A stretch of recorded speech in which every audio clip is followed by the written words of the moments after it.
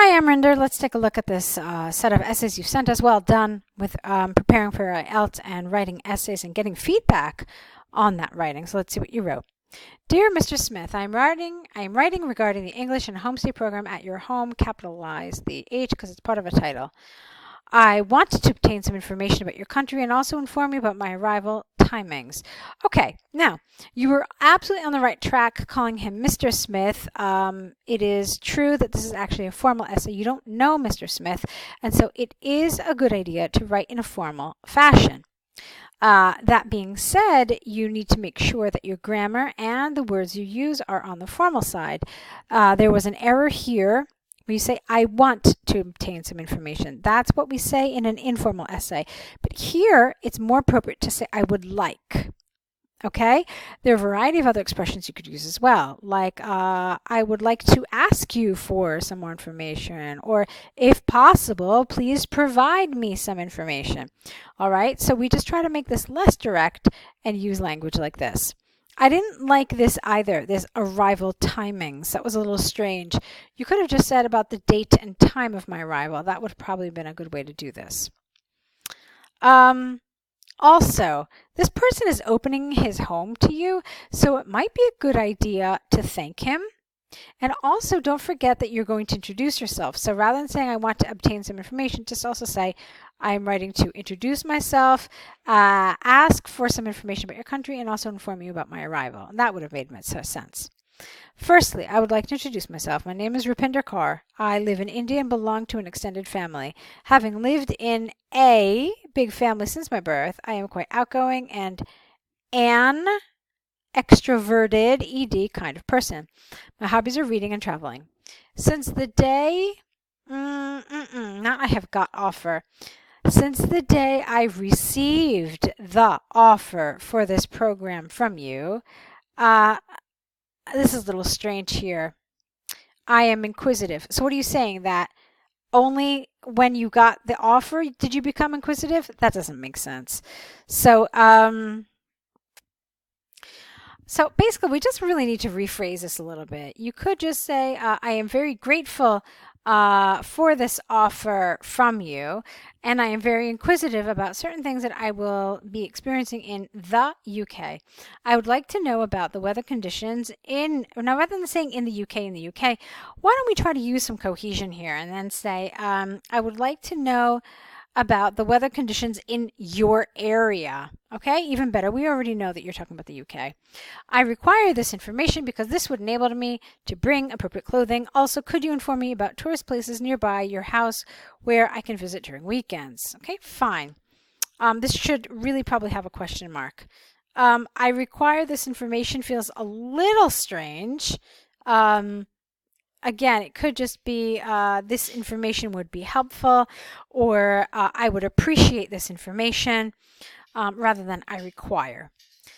I would like to apprise you with my arrival timings so that you may receive me. I would be reaching on 20th of December at 11 a.m. I would be coming through Terminal 3 of XY International Airport of your hometown. You can find me wearing a blue jacket. All right, let's fix some of this too. There is, again, some unnatural language that I really would like to see a little different. I would like to inform you of my arrival in your, let's see, how about I would like to inform you of the details of my arrival.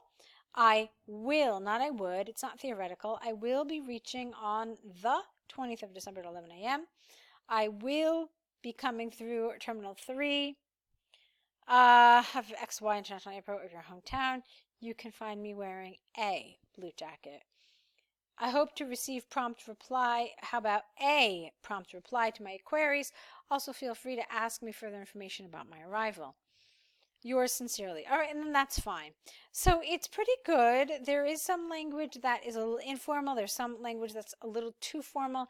So formal, in fact, that it feels rather old-fashioned and not totally natural. So that's the kind of thing I want you to be careful about. But definitely some nice elements here. Okay, so you're on the right track. But like I said, some of the language feels a little strange and not completely natural. Let's take a look now at your task 2. I'll tell you there's one thing that I'm not a huge fan of. It's the fact that your introduction is even longer than your second body paragraph. It should be the reverse, okay? Your body paragraphs should be the ones that are nice and long and well developed, and your introduction and conclusion should be rather brief. They have a specific role or two to fill, and then that's it, okay? In any case, let's move on and see what you wrote here. In this globalized era, marketing can be done. Oh, okay. This is 5 paragraphs. Interesting. Let's see what you said. In this globalized era, marketing can be done in different countries without any geographical constraints. At the center of controversy is whether this trend is negative or if, you want an if here, if it can bring cultural and educational benefits. In my opinion, this idea should be encouraged for its benefits. Okay, that's fine. I see what you've done here. You've done a one view, a second view, and then your opinion. I'm going to encourage you not to do that and instead work on a 4-paragraph structure where this is incorporated into your second body paragraph, okay, where you talk about the side that you're in favor of. But let's actually see what you wrote further down. Despite the fact that countries which do marketing in other countries reap financial benefits, the host country also gets numerous educational benefits. The products which are manufactured in a country are linked to its cultures and traditions as well as feel strange here. And these products are unique and different. Thereby, if marketing of such products is done in other nations, then the receiving nation gains knowledge of different cultures and traditions. All right, you just said cultures and traditions here. Vary the language up a little bit, please. Also, methods of manufacturing and marketing strategies that are being deployed can be learned and emulated by host countries. How? Why? Okay? Anytime you state some sort of a fact or any sort of a belief, any sort of central idea here, you really need to support it with something. So I want you to ask yourself at the end of some of these sentences, how or why. And if there is an answer to that question, then you need to include it in your essay because it means that it's not developed enough. Okay? Let's see. So you could have done it pretty much in a number of areas here. Just ask yourselves the how or the why. And if there is an answer, then you should probably try to include it as much as possible. So on the other hand, with a capital O, some people contend that this can create interference in the country where marketing is done by foreigners. They hold this opinion because they attribute the fall in their local economy to the excessive sale of international products in their country. Various alluring marketing strategies are used by different nations to boost sales. S. Consequently, the value and sale of locally manufactured products decreases. Eventually, the economy of the host nation is negatively affected. In addition to this, people disregard their own culture when they embrace the products of other cultures.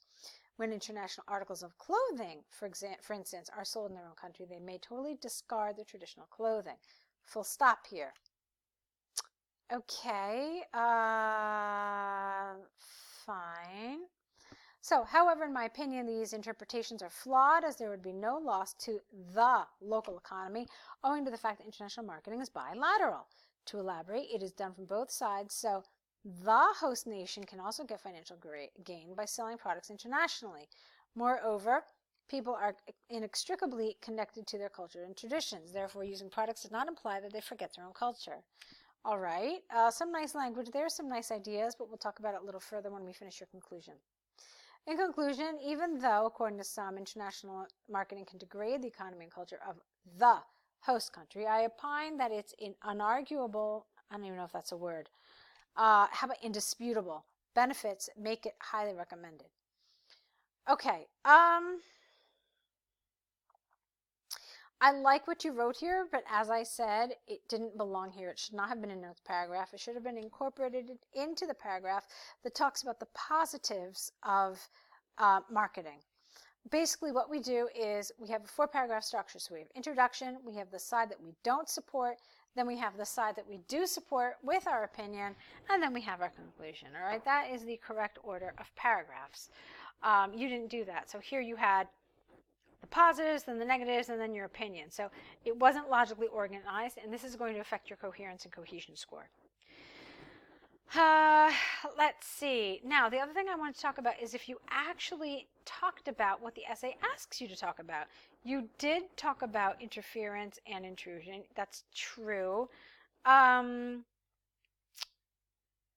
see. All right, you did talk about culture. That's true. You didn't really talk about being an economical form of education. You didn't really talk about it in terms of language, but you talked about it in terms of culture. So that was a step in the right direction.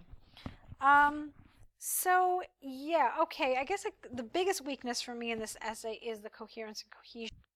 The way you organize your paragraphs and some of your ideas, and also there were some places where I thought you could have extended your arguments a little further to really just go an extra step and make sure that there's no question marks in the mind of the reader. Okay? But good job overall. I'd like to see more essays from you. I'd like to see you signing up for the course ideally so you can get all the information you need about structure and coherence and cohesion, and as well as grammar and vocabulary, of course, to help you really excel. But also you may want to look into a package of essay corrections that might also be helpful for you. So hopefully we'll see you pursuing one of those two options. I look forward to it. Wish you lots of luck.